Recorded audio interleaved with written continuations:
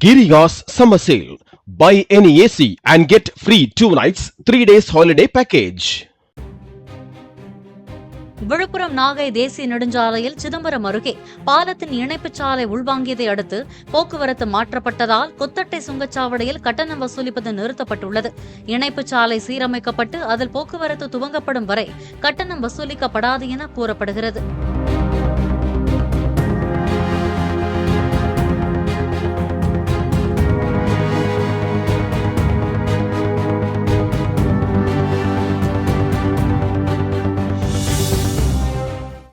Giriya's summer sale.